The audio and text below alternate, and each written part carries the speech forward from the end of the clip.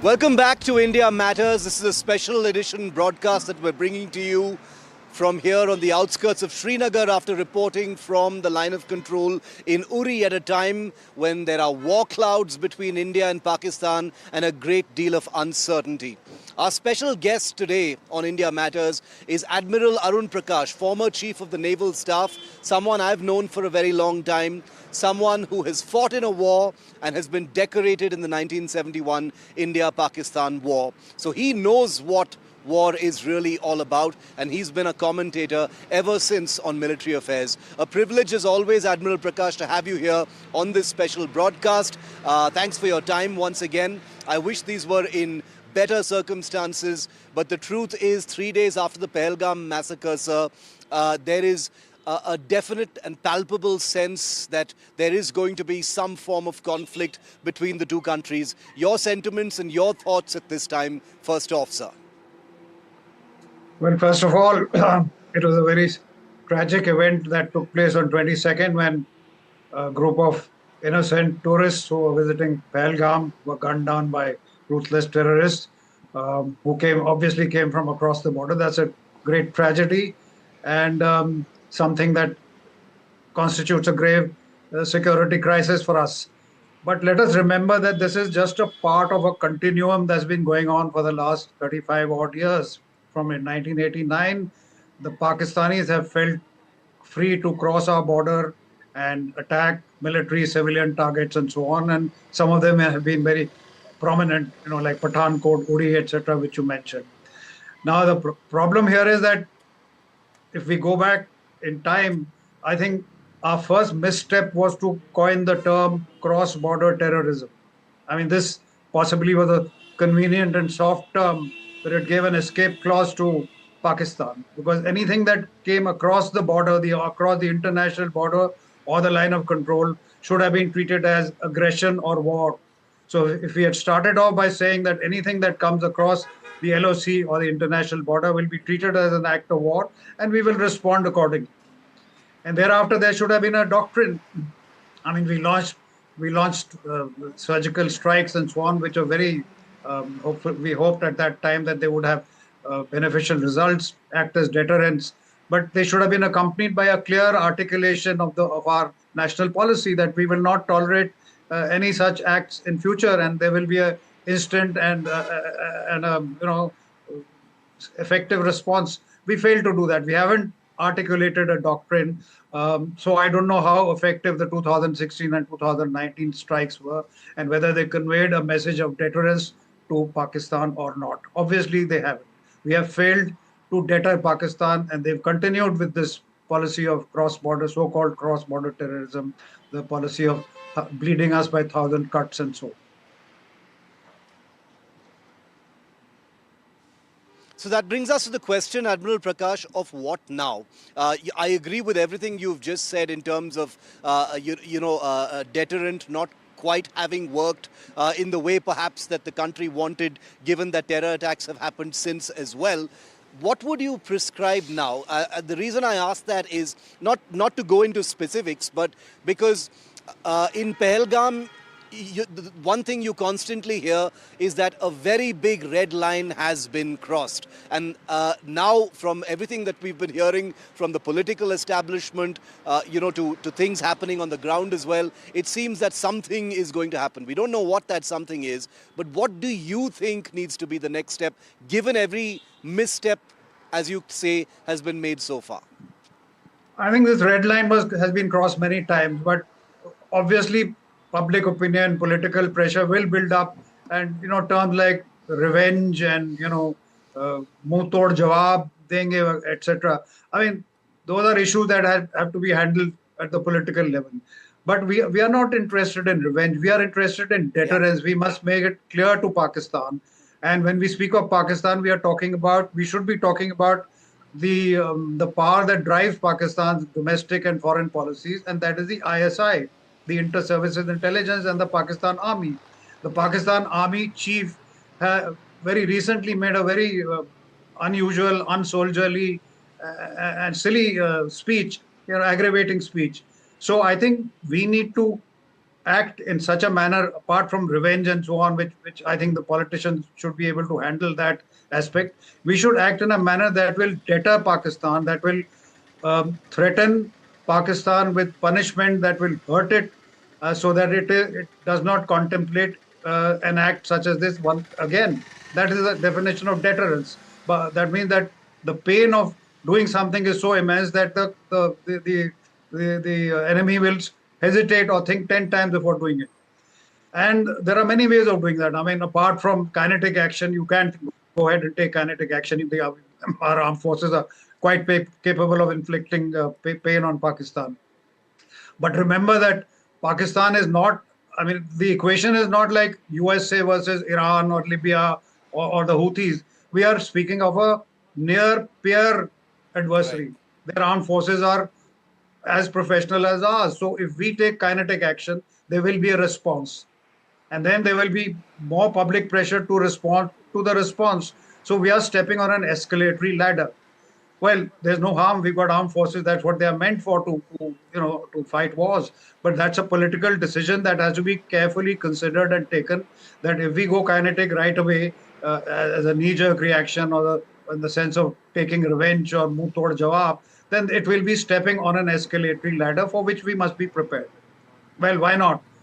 One round, two round, three round. We should be prepared for that. But are we prepared, and are we prepared to pay the cost, the economic cost, the developmental cost, etc.? So having said that, there are other means of inflicting pain on Pakistan. We have many advantages. Militarily, we are still superior, although the edge is eroding away quite fast. We must be conscious of that. But we are still superior militarily. Yeah. Economically, we are far, far superior. Our GDP is many, many times more than that. Geographically, Pakistan is a thin, narrow country. It can be cut into two or three. Diplomatically, in the world today, India is far stronger than Pakistan. We may not be Vishwa Guru yet, but we have considerable clout in places of influence. So our effort now should be to get Pakistan declared either a terrorist state or a state which has supported terrorism. And this is no secret. 9/11 was there, 26/11 was there. Everybody, the whole world knows. Tahawwur Rana is with us. David Headley is sitting in America. Then there's Uri, then there was Pathankot. So the whole world knows that Pakistan has been, and not just non-state actors, it has been the Pakistani state. So we should try our best to get Pakistan declared terror or terroristic state, and try and get sanctions imposed on it. That's what's going to hurt it. Its economic state is quite dire. It's teetering on the edge. So if FATF is brought into action, or if America imposes some dire sanctions on it, that's going to hurt. We can impose sanctions ourselves. So those are the kind of things that are going to hurt Pakistan and perhaps deter them, rather than one or two kinetic actions which would lead to responses and escalation and so on. I think that's the way to go. Very true, sir, and I agree with that as well. I think, most people focus too much on what kind of kinetic action might be coming up rather than, a more 360-degree sort of set of actions that can be taken to pin Pakistan down. There were a few interim measures that were announced, including most notably the Indus Water Sharing Treaty that has been now held in abeyance. I wanted to know what you specifically thought of that because most people haven't quite absorbed the gravity of holding that particular treaty in abeyance, and that is being interpreted around the world as perhaps one of the biggest moves against Pakistan and something that should have been done far earlier. Well, the Indus Water Treaty was a sign that international law prevails and treaties are sacrosanct and so on. And in spite of so many wars that we fought against Pakistan, the Indus Water Treaty was obeyed by both sides. So this was a very good and well thought out action. I think by abrogating or temporarily suspending the Indus Water Treaty is a sign that India is serious about this business. The effect of the Indus Water Treaty, will take time. You can't overnight switch off river waters and so on. But yes, it is a good signal to send to Pakistan that India is serious, and this is just the first step, and there could be many more to follow. And I think it's time for our diplomats to swing into action and prove their worth. Because we now have to convince the whole world that this is a country which is on the verge of being a rogue country, which is continuously interfering in our internal affairs, is continually inflicting violence, trying to destabilize India, and with people like the army chief making irresponsible statements. I think we should prevail upon America. President Trump, I mean, he's good at sacking people. One of the good signs would be to have the Pakistani army chief sacked, have him sanctioned. I mean, America is famous for sanctioning people. Individuals are sanctioned for their action. Well, here, let's sanction the ISI, DG ISI. Let's sanction the Pakistani army chief for his provocative statements. So I think our diplomats should spread around the world and drum up, world opinion and push Pakistan into a corner. And we can always hold the threat of kinetic action. That option is always available to us, whether it is army, air force, or even the navy. I mean, the navy we can threaten economic strangulation of Pakistan. They've got a short coast. They're 100 or maybe 99% dependent on imports for energy, for food, for everything. And the navy can sit outside the Pakistani coast and impose some kind of a blockade. But for that, we need support of friends and allies. We can rustle up. And Pakistan, again, is guilty of terrorism, not only land terrorism, maritime terrorism. 2611 was a maritime act of maritime terrorism. Yes. Then there's drug smuggling going on. There's human smuggling going on at sea. Those are all actions that the Indian Navy can say we want to inspect any ship going into Karachi or Pasni or Gwadar. We want to board them. We want to arrest them. We can mount a fairly tight sort of threat to them. So all these signals should be sent out that we can do plenty to you, and we have the kinetic option up our sleeve all the time.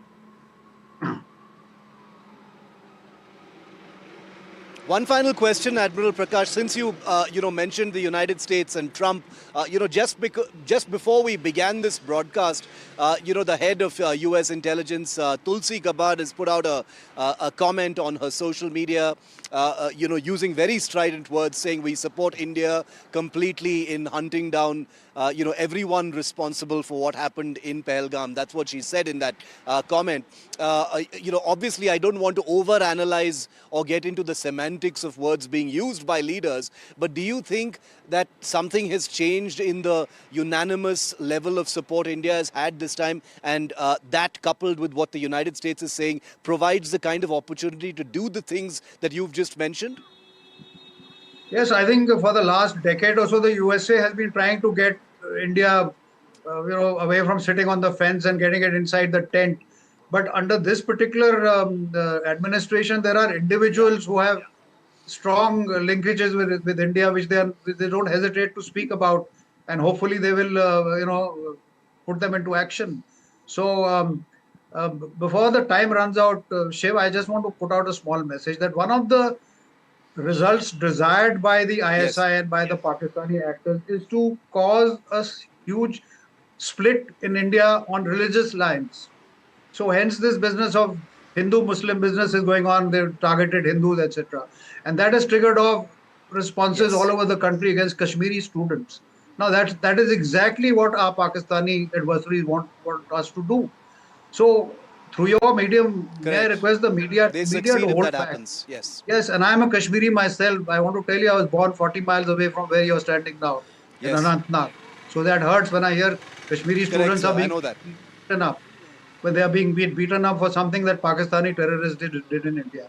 So the media has a big role to play in this by cutting out this nonsense. Not only will we highlight and are highlighting those stories, Admiral Prakash, we completely support your message and we will make sure it goes out everywhere. I myself have been here for the last couple of days and I appreciate all of the words you've just said. We value them very highly. And I know you get embarrassed by praise, but I want to repeat that once again. A person who has seen war, a person who has been decorated in war. Admiral Arun Prakash was a pilot in the 1971 war, and he flew missions in enemy airspace and was decorated for it. And a person who has seen war and been in war can understand war more than anyone else, perhaps. So, Admiral Arun Prakash, once again, a real privilege to have you, and thank you for your words and wisdom here on India Matters. Thank you so much, sir. Thank you, Shiv. Keep up your good work. And I'd just like to end India Matters. Thank you. Thank you very much.